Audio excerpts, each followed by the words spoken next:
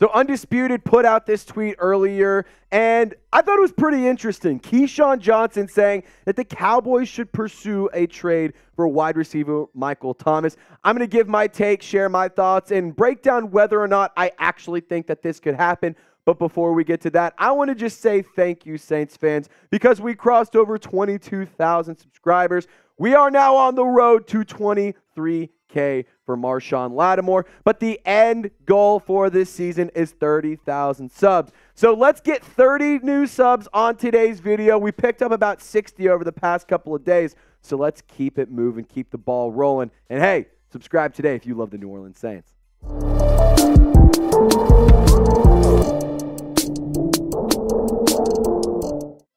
So for today's video, I want to talk about some injury news. Take a look at the injury report that just recently came out. And I also want to discuss some trade buzz, not just around Michael Thomas, but also Hunter Renfrow, because there's actually some juice heating up around that whole front. But let's break down the injury report for the Saints versus Colts. So you can see the Saints side of things, it's pretty busy. But James Hurst, he did not participate. Alvin Kamara did not participate on Wednesday as a full participant today.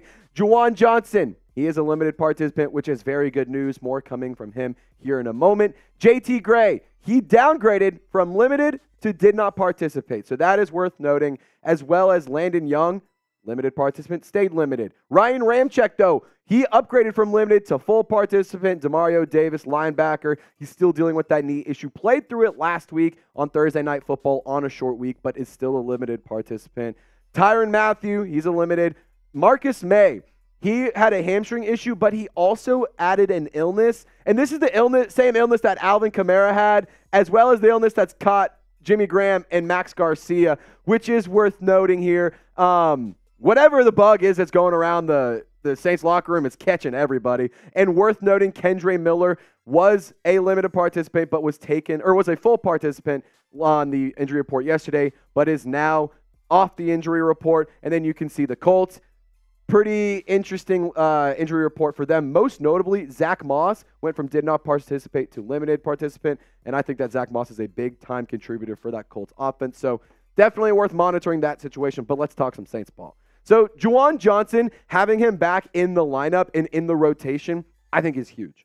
Over last season, over half of his catches were meaningful catches. They either extended drives and got first downs, or they resulted in a touchdown. And I call him Mr. Reliable for a reason, because he is just that. He is reliable. And I've said it before, but I'm going to say it again. I love Foster Moreau, man. I think his story is incredible. I'm a huge fan of his. I think that he is a good football player, and I think that what happened on the Thursday night game with that drop, it's not all his fault. He shouldn't have been put in that situation in the first place. The Saints had plenty of opportunities to capitalize and not have to have a game-tying touchdown. Rather, you could have just been tied, kicked the field goal, blah, blah, blah, blah. Point being, Juwan Johnson, I think, would have came down with that catch if you are in that situation. Now, if you saw Taysom Hill on that injury report, you didn't see tight end next to him. You had quarterback, which is interesting because there's been some quarterback controversy in New Orleans, but I don't think too much of it. The reports around Taysom Hill are that he had a chest problem, so he was wearing a red non-contact jersey, working with the quarterbacks and all that. So could he play some quarterback this week? Who knows? Are they trying to get him prepared? Maybe. But I don't think it's anything too crazy to, take note of. That being said, it is worth discussing. Keep an eye on that on Sunday, because it's going to be a fun one. And speaking of that game, Saints versus Colts. Who you got? Type Saints or Colts for me. Y'all remember that Super Bowl win that the Saints have? Y'all remember when Drew Brees just kicked Peyton Manning's ass? Y'all remember when Tracy Porter took that pick six to the house to seal the game? I do too. I want the Saints to repeat that game, dominate on all facets, and I want them to come out on top just like they did back in the Super Bowl. So type Saints or type Colts. Let me know who you got. All right, so coming up next, let's talk Michael Thomas trade to Dallas. Could that happen? Undisputed thinks it could happen. Skip Bayless talked about it. Keyshawn Johnson talked about it. But before we get to that, I want to take a second to thank today's sponsor, and it is Prize Picks. And if you are unfamiliar with Prize Picks, it's daily fantasy sports made easy. It's so much fun. And I've had a ton of fun turning $10 into $250 with just a few taps on my screen. So you just select 2 or more players, pick more or less on their projected stats, and place your entry. If you want to play alongside some of the Prize Pick favorite players like rapper Meek Mill and comedian Andrew Schultz, you can now find community plays under the promos tab of the app to view entries for some of the biggest names in the Prize Pick community each week. So these are the picks that I'm rolling with. Tua, more than 272.5 passing yards. I think that he's going to be able to slice and dice and carve up that Chargers defense. And then DJ Moore, I think he's going to have a big-time game against the Chargers. Tua is going against the Patriots. But DJ Moore, I think, is going to have a great game against the Chargers defense. Tua also is going to have a big game against the Patriots defense. But guys, go to prizepicks.com and /CLNS and use code CLNS for a first deposit match up to $100. Prize Picks, it's daily fantasy sports made easy. That link is available in the comment section and description of this video. All right, so undisputed. But I want to give my take. Come on now, Skip. Nope, changing it. Come on now, Trias. Come on now, Trace. So could the Saints trade Michael Thomas to the Dallas Cowboys? Maybe. I mean, nothing's impossible. It could happen.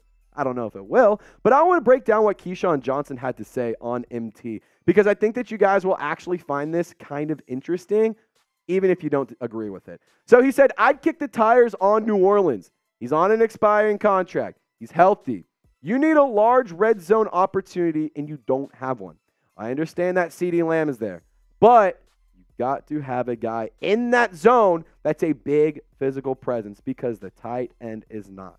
So Skip Bayless, he replied with, so do you believe that Michael Thomas would cost a first?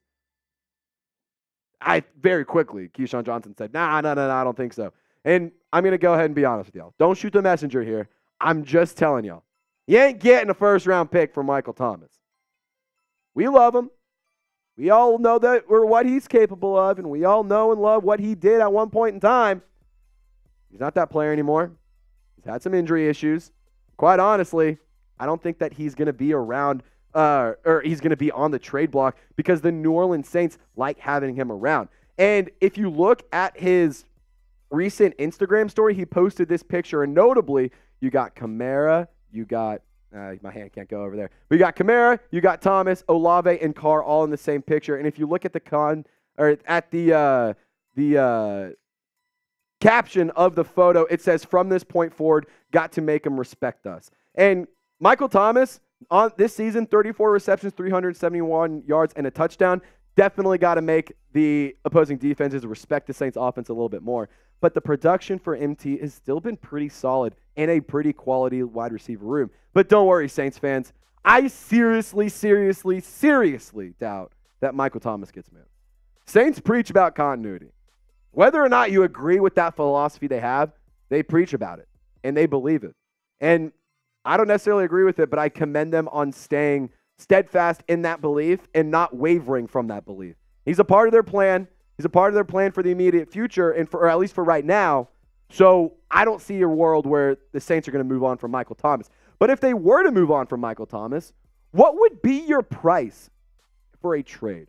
Would it really take a first-round pick to get him off of the New Orleans Saints? Because I'm going to be honest, I think you could. I would just be like, give me a fifth and we're good. Give me a fifth-round pick. It's been fun for MT. But, you know, it's a business at the end of the day. You're trying to make your team better, and Michael Thomas isn't going to be in the black and gold forever and ever and ever, amen. So let me know, what is your price for a Michael Thomas trade? And let's round out today's show for not trading away a player, but trading for a player. And this is a player that we talked about a lot here on the channel. But we have an update.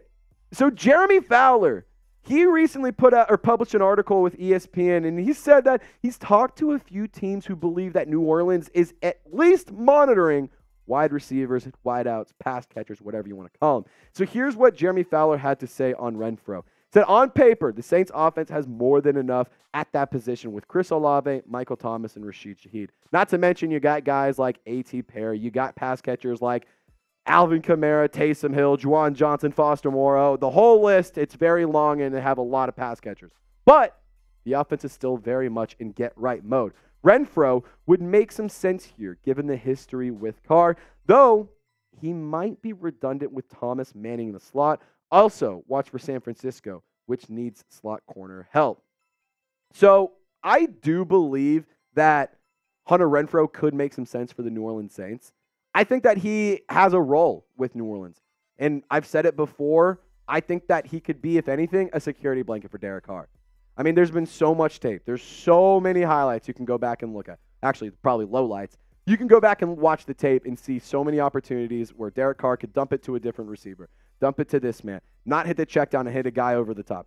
There's just so many examples of Carr just not going to the right progression, but if you give him some familiarity, give him somebody he's comfortable with, might be able to be successful. And plus, this season, only 12 targets, 8 receptions, 73 yards with Las Vegas. He doesn't have a role in Vegas. They're not utilizing him nearly as much as they did when Carr was around. So I think that both parties would be okay with this trade going down. So what say you, Saints fans?